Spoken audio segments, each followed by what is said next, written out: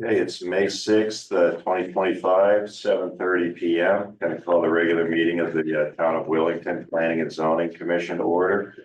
Members present, myself, Bob Shabbat, Andy Marco, Doug Roberts, Becca Sinowski, and Joe Hall.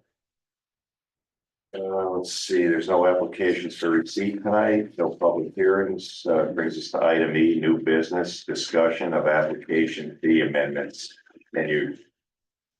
So in front of you, you've got a couple of things. One is just a quick spreadsheet, which is sort of the proposed and the fees based on our discussion last time. And then you also have the actual ordinance language, which is just a red line. So I'm proposing to eliminate all of the sort of versions of specific application fees. So removing the qualifiers for special permits for sand and gravel based upon specific yards. Removing the, subdivision application fees for $85 based upon specific roadway construction, $55 based upon public right of way. So that we establish essentially a consistent application fee. The other thing that you'll see is that we have some escalators in there where if you have a subdivision of 25 lots, it's this. If you have a subdivision of 50 lots, it's double. And essentially proposing to bring it to just a consistent application fee. So to kind of simplify and not have to look through the whole red line, the grid or the table that I have a separate sheet reflects all those amendments. And so an administrative zoning permit for a new house would be 200. Zoning permit for shed, tech, pool, the minor stuff, 90.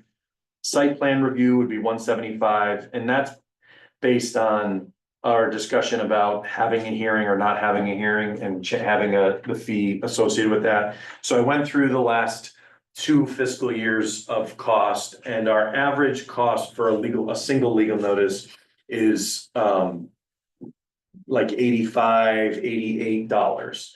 So if you look at kind of the way that it's been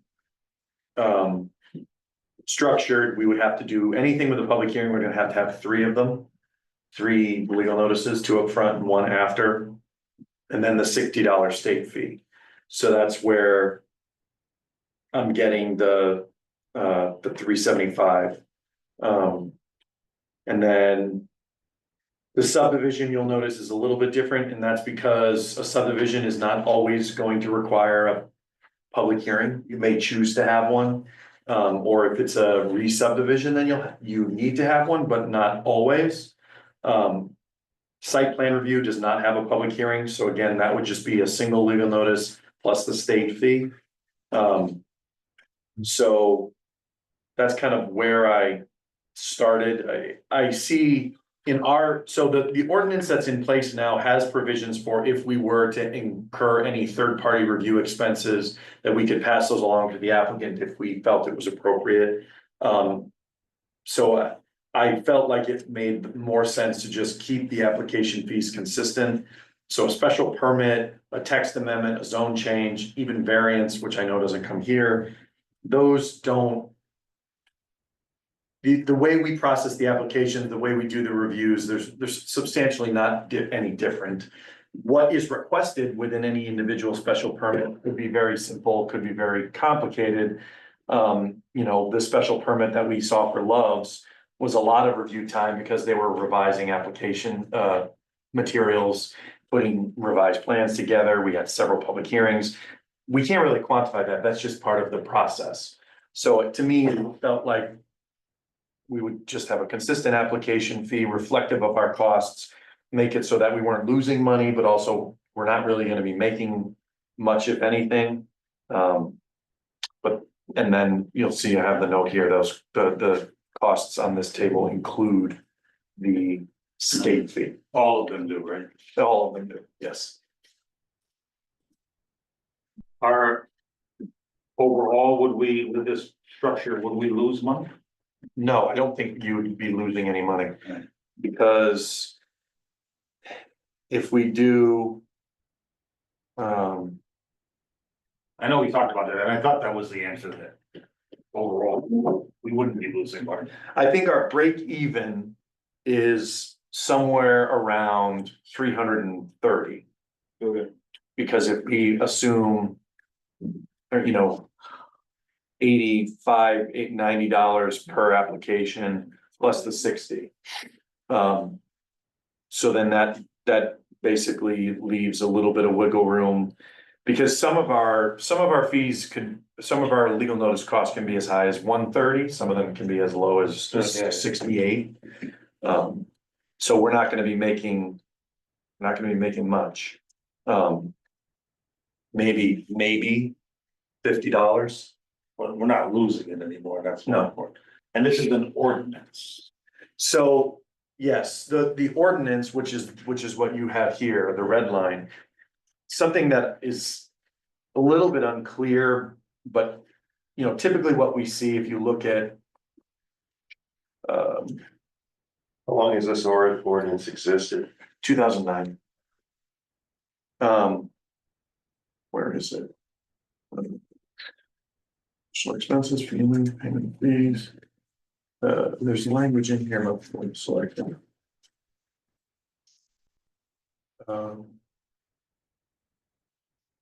Yeah, section 9, periodic updates, the foregoing fees, it should say fee schedule are based upon. An analysis of the expenses incurred on average in the processing of land use applications. As of the date of passage of this ordinance, the Board of Selectmen shall periodically examine the expenses incurred by the town in processing land use applications and shall make recommendations for adjustments to the foregoing fees based upon current staffing, etc. So The way that's written, does that mean that the Board of Selectmen does it, or do we do it? it's a little bit unclear because ordinances have to be obviously passed by town meeting. Right. I think what this is getting at, but we'd have to kind of look into it a little bit further, is the not needing to take an adjustment in the fees to town meeting. Right, if you find out you're losing money and you need to increase the fee. The idea was looking at the costs for processing and making those recommendations, but that's something that I'm gonna have to talk to Peter about to see how he wants to handle it. So I think ultimately what would happen here is that the P and Z would say, this is what we think makes sense based upon the costs. So we'll recommend it. Correct. Okay. The other thing that is missing from here is the provision for them to make any payments by credit card. It's saying you can pay by cash, check, or money order. We don't take money order. So then we scratch that and put. Yeah, so if you look at 8.3, I've added in the provision to make payment by credit card and remove money order. I see. Okay. So yeah, this will have to go to Board of Selectmen and they'll have to make a determination on. Okay. So Mike, a question on the deck line item. So do we distinguish between square footage On the, on the decks? Because if it's over 200 square feet, they need a building permit, right? right, if it's over 200, then they would need the building permit and they would pay that fee. Okay, and if it's under 200 square feet, they don't pay a building permit, but they would pay this $90? They're gonna pay the 90 regardless, Okay, which is what it is now, okay, exactly the same. We just are reducing that because it's a pretty minor review. Mhm. But yeah, if it's even a deck that's under 200 because it's attached to the house or a pool, all those things would still get a building permit fee. Based on we have a minimum and that, I think there's a minimum of $35 and then it's cost per thousand on the building side. So they would pay that for anything unless it was like a shed under 200. Which would only be the 90. and Deke gets a cut on everything. They get the $60 regardless, even if it's a shed. Everything, yep. Or a deck. Yep. Is that why in 332 application for addition accessory building or pool says $30? If I'm reading it, your strike through correctly? Or should that be on the third page? Yes, Oh, yeah, that's why that says 30, because if you, yeah, or do you put the fees in this with the, the 90 and it includes Yeah, so I think if we're good with this, I think what I'd like to do, I don't think it's in here, I could have missed it. I don't think it makes a statement about that at any point in this. But I think what I'd like to do is, yeah, I guess that would get swapped, that would get adjusted to 90. And then we would make the note that all of these fees are inclusive of the state fee. Would that mean special permit at the top of that same page should say 375? So 370? I'm just going through and I'm looking at numbers and comparing to your spreadsheet and some of them don't match. Yeah, let me just see here, so we do that. Yeah, so I think I was going back through and looking at the averages and I bumped some of these because we had discussed 370. I bumped some of them to 375. Because there was a couple of them, I wanted to make sure we at least had a little bit of the plus on the revenue side. So I think anything that's 375 on that table, I would adjust. Good. So I caught a couple of 370s in here. Yep, no, that was fine. But I think, my main goal is to make sure that you guys are comfortable or get your thoughts on just what these are so that we can send them for selectmen or not.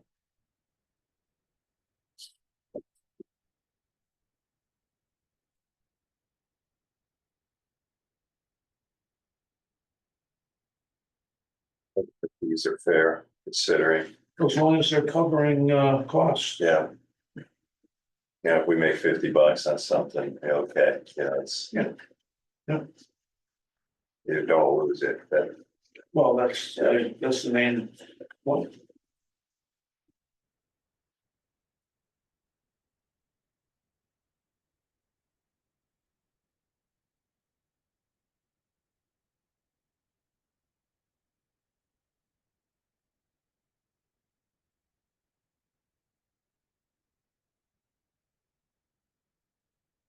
Well, in the case of a subdivision, the fee is $350 for each building lot that they have in there. Do you charge $200 for the permit? So if the application, when it comes here, they pay $350, and then when the house came to permitting, we would charge the $200. Okay, I just wanted Yeah. to make sure that that's in there. It'll go to the new owner of the lot. Right, whoever's building the Whoever's house. building the Yep. house, sure. Right, Yeah, right, because. So in the sense that we're making money, we're not really making money because No. it isn't like this covers the cost of the building department. No. And no way that it No. could. No, It just means that we're not putting out more, we're not spending taxpayer dollars to process these. correct. I mean, we are in the sense we have a building department which pays for it. I know what I'm trying to it's say. basically a service we're offering to the application. Correct, but we're just not, the direct costs involved in filing and processing the application, we are asking the applicant to pay in the form of public notices, state fees. So one of the things that's a little bit, I don't know, I don't want to say peculiar, but it's sort of hard to follow is that the commission carries a budget line for legal notices, which has been, funded annually fairly consistently. And that goes to cover the costs associated with publishing in the newspaper. And that's because if we get a special permit and we get the application fee in, that deposit gets made into the town's general fund, and then we schedule a newspaper notice and that bill from the newspaper comes out of the legal notice budget. So it's not like the application fees go into a bucket that we then pull from to Yeah, right, fund our right, right. fees. Right. And it really wasn't that big of a issue because we're not super high volume, and so it's not that big of an issue. But the current budget here proposes a 50% cut to the legal notice budget. And so we are now going to be in a position where the legal notice line is going to be empty before the end of the year. Yep. And so we need to be able to kind of at least be covering that. And it's not gonna come into the commission's budget, which I don't know, I guess we could talk to Donna about that, but we need to be bringing in enough money to cover the costs because we don't have a line item that's gonna Seems fair. cover it. So you're saying your line item's almost gone? It will be. You can always come before the Board of Finance. I could, yeah. I mean, that's what we'll have to do. Sure. Yeah, but budget season, there's always a line in there that shows what's brought in from fees. I know, but that usually shows, they show that as permit fees in general government. They Right. don't actually show what we bring in. But I'm sure that's thrown into that pot, is It is for everything. though. Yeah, yeah, So there's no way to know what's building, what's planning, what's wetlands. yes, no, okay. And so I don't like it because it looks like we have a $2,000 line item that is a net cost to the town. But really, that is a line item which defrays the revenue we bring in on the applications. So that line is reduced. So we need to I'm trying to even out the seesaw by, it's just Yes. Talk in our favor next time you guys meet. I wish we could keep the application fees in a planning and zoning commission line so that we could use the revenue to offset the costs rather than having a budget a year early for costs for applications that we have You no don't know what idea. they're gonna be. Right, Might be nothing and there might be a ton. right. And so if we do a lot of applications per year, we would have a lot more costs. If we have a lighter year, maybe not. But then if we do commission initiated application stuff, like a text amendment, we have the cost with no revenue. That's really true. So anyway. So if this makes sense, then I will finalize this red line to reflect these, and then I'll put a memo together to the Board of Selectmen asking them to consider an update to We should probably do a motion, right? yep. Back, I they just swing it, so. can swing at them. Yeah, maybe Like a swing and a miss, but, I propose that we have Mike finalize the text amendment to be brought forth to the Board of Selectmen regarding proposed application fee increases. That makes sense. I'll second that. Any discussion? I'd like to just point out there's a good chance that I might be asked to help the selectmen understand this, because it would be discussed in a public meeting. Right, if it's all right with the commissioner, Mike and I can meet on some talking points to make sure that I'm That's saying the fine. right stuff, and, because as you explain to the selectmen, we're also explaining to the general public what's Okay. about to happen. I think that's a good idea. Okay, cool, thanks. No problem. All right, so we have no discussion other than that, so, all in favor? Aye. Aye, okay. All right, brings us to item 200, new business, section 4.02.04, minimum floor area. So you have another page, a single page in your packet with a little yellow highlight on it, which is reflective of section 4.02 of the regulations as they're currently written related to minimum floor area. One of the pieces of legislation that was passed as part of Public Act 2129 basically says that towns cannot prescribe the minimum floor area of a dwelling. Ours says now that not less than 1,000 square feet for a single family dwelling. The reason for that is we're essentially telling someone how big of a budget they have to have if they want to build a house. If they only need 800 square feet and that's all they can afford, we're telling them they have to build at least 1,000. So that has to come out. So They could have 100 square foot dwelling. well, they can't do something that would not meet all of the building and health codes. So they would still have to have doorways that are the proper height and Bathroom. that, all those code requirements. If there was a stair, the treads, rise and run and all those things would have to be met. So would a tiny house meet this? So a tiny It's house. a trailer, basically. No, that right. We see on TV. Yeah, that's different because that's not a bona fide residential structure on a foundation. So that wouldn't work. There are some towns I've written regs to allow for tiny house on wheels as a form of accessory dwelling unit, but that Eliminating this would not allow people to have a tiny house on wheels. Okay, but a house still needs to be on a foundation. It can't be sitting on blocks on the ground. Okay. All the building code stuff still applies, insulation, all that stuff. We just can't tell them it has to be 1,000 square feet, and I would guess that there's not an insignificant portion of houses here that are under 1,000. Probably a bunch of ranches and other things that are older that are, Older homes, sure. so, Yeah, Probably a there's lot. probably 900. I know mine is, Yeah, my 900. house that I live in is under 1,000, yeah. but So- it's 1954. Right. It was Public Act 2129. When was that passed? I looked for this earlier, and I couldn't find It it. was part of the 21 legislative session. I don't know when it was initially codified. We've gone through, I did a table, we've kind of updated all the different things that we had to adjust and that were required. But there's nothing like it, you know, in any of this where we can wind up with a shipping container for a house or something, or a shed, you know.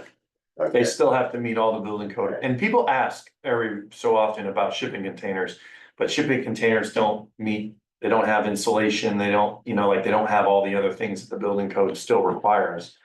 I don't know how you heat it, plumb it, you know, all those things. They sell them on Amazon. Yeah, I saw that. so I don't know how, a lot of people have asked, I have not seen anybody actually do one here. That in a way that meets all the codes, I guess it's possible, but Connecticut has a pretty strict building code because we've got all 4 seasons and other areas of the country. They put it on a slab, it doesn't need, you know, all the crazy stuff because their climate is very moderate.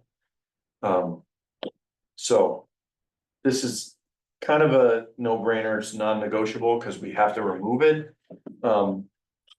I mean, you'll see, we make reference already to conforming to the Connecticut Basic Building Code.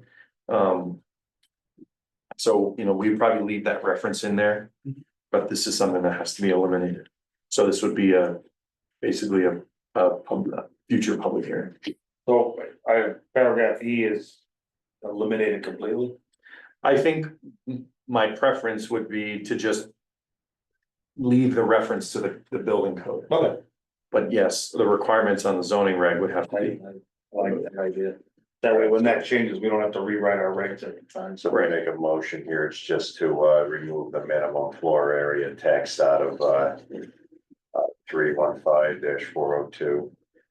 Yeah, if you're good with it, I think you can just make a motion to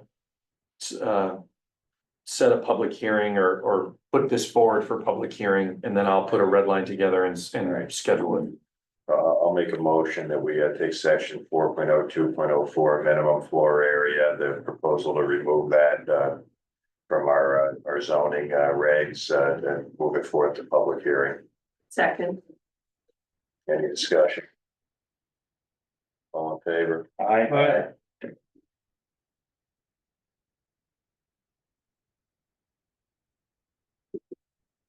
No unfinished business tonight. Brings us to item G, approval of minutes from April 1st, 2025.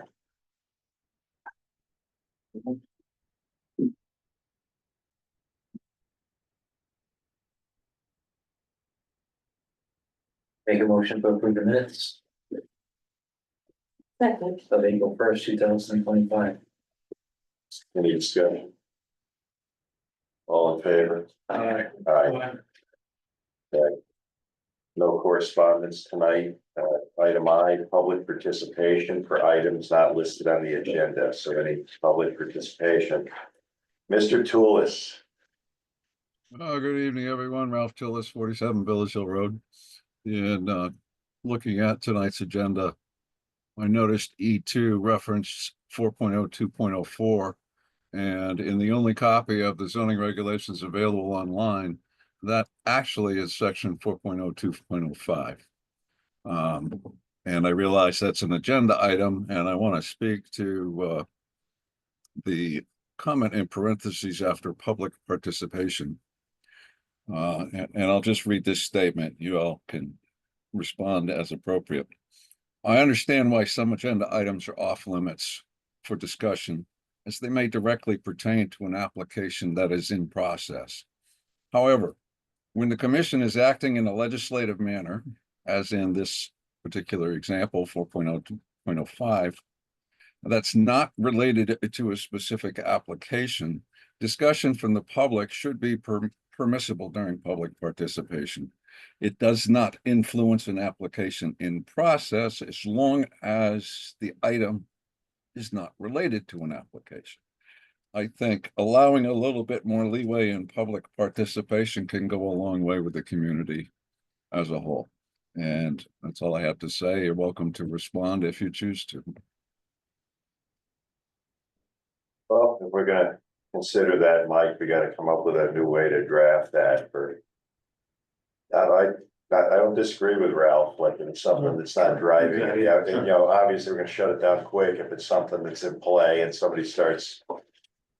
You know, going off about it in public participation, but Ralph just told us about something on the agenda, pointed out that we got the number wrong, so that's not a bad thing, it's a good thing.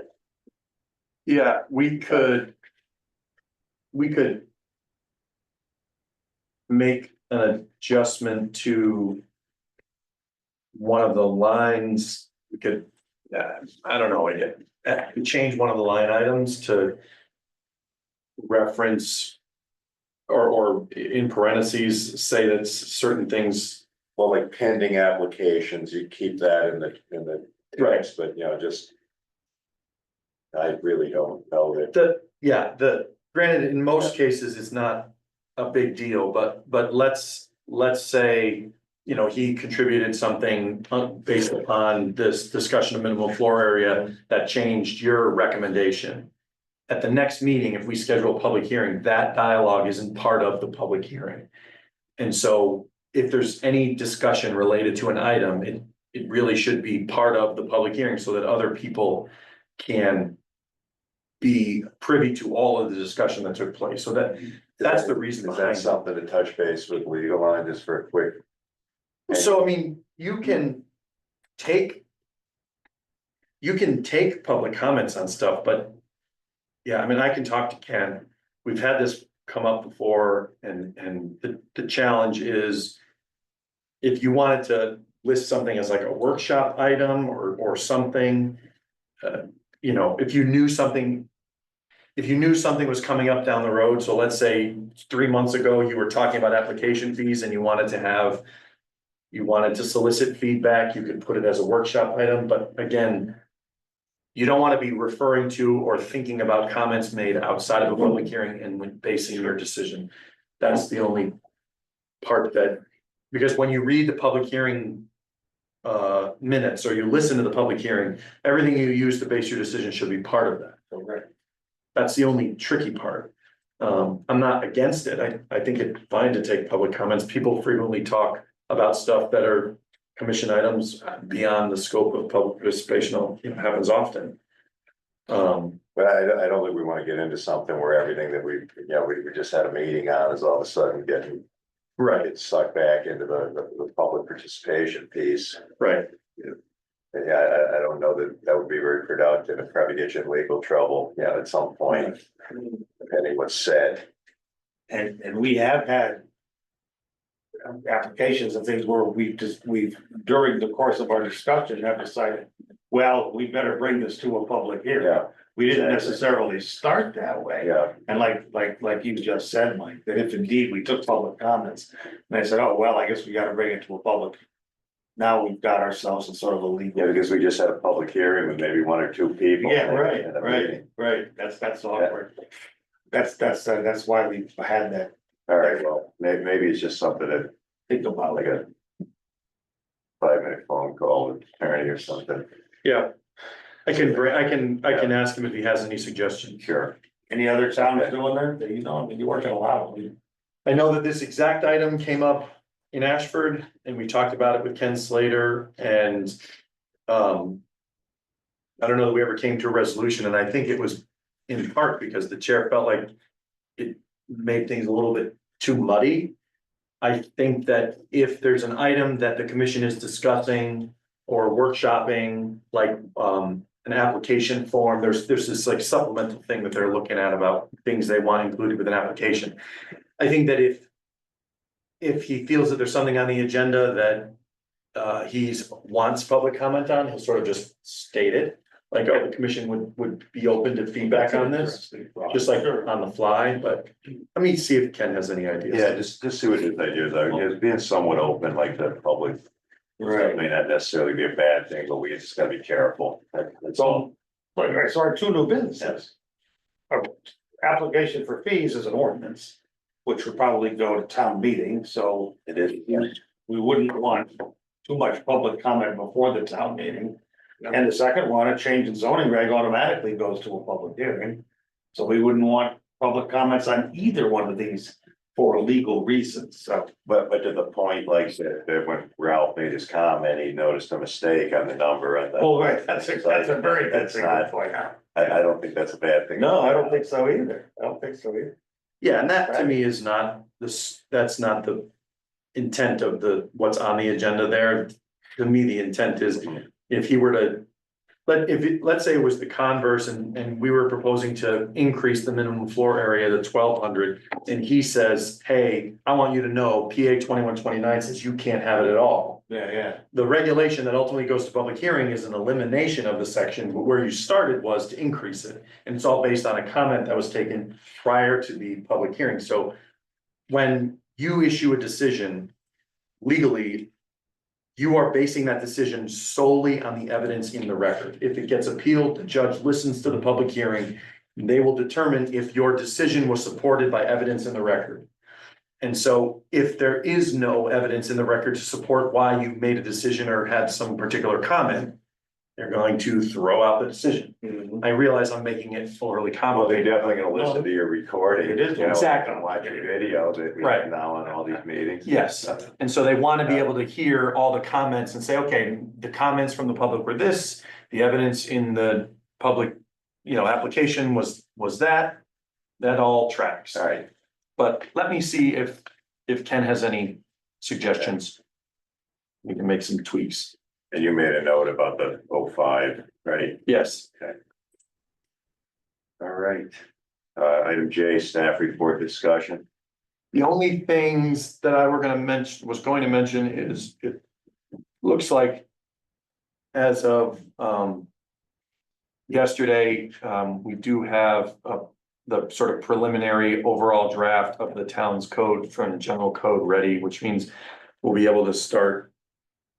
I'll be able to get that in front of you to look at, and they're gonna give us some information as to what we have to do from the town standpoint to adopt the code overall. And then I know we've talked about the Economic Development Commission's strategic plan. We're sort of in the final stages of making the last tweaks and edits to the executive summary. And then they're going to want to have that sort of joint Meeting with us. Yeah. Okay. So we'll have to coordinate that. I know Matt's schedule is tough outside of Monday evenings, so I don't know. I mean, Mike is obviously part of it, so he could join. So that will probably be upcoming in June. Any applications that you're aware of gonna come down the pipe? I know that we have one, because they 25 Mahaliac, they went to ZBA. What is that one? That's the service station. Okay, yeah, So they have their plan, they went to the zoning board of appeals, now they need to finalize it to come here to sort of modify their special permit. So I know he's working on that. So that is coming. Had a few preliminary discussions from other folks, but nothing of any size though, or anything. nothing substantial at this point, no. And I guess the other thing I'll mention is if you're coming down into town on 74, right on the right there where the old bike shop is, you hopefully will notice the new Welcome to Willington sign. That was the last sign from the Economic Development Commission. There's one on 32 as you come into town from Mansfield. Yeah, I've seen that one. So now there's one right there, I think I did. just as you cross the tracks. Right, just as you cross the tracks. Very good. That'll be the last one because Board of Finance cut that out of the budget. Hey, Yes, they did, yeah. Yep, they did. I'm still a little bit bothered by all the cuts. I know you're on the commission, but you're only one vote, so. We were gonna do some of the other gateways out of Stafford and Ashford, but. That will not in the budget that's coming here, so. those signs will have to just look real pretty for at least the next foreseeable future. And I think they actually do. We've gotten a lot of positive feedback on the design. Good. So finally got in. All right, anything else? Okay, it's 8:05 PM, meeting adjourned. Maybe we could have a couple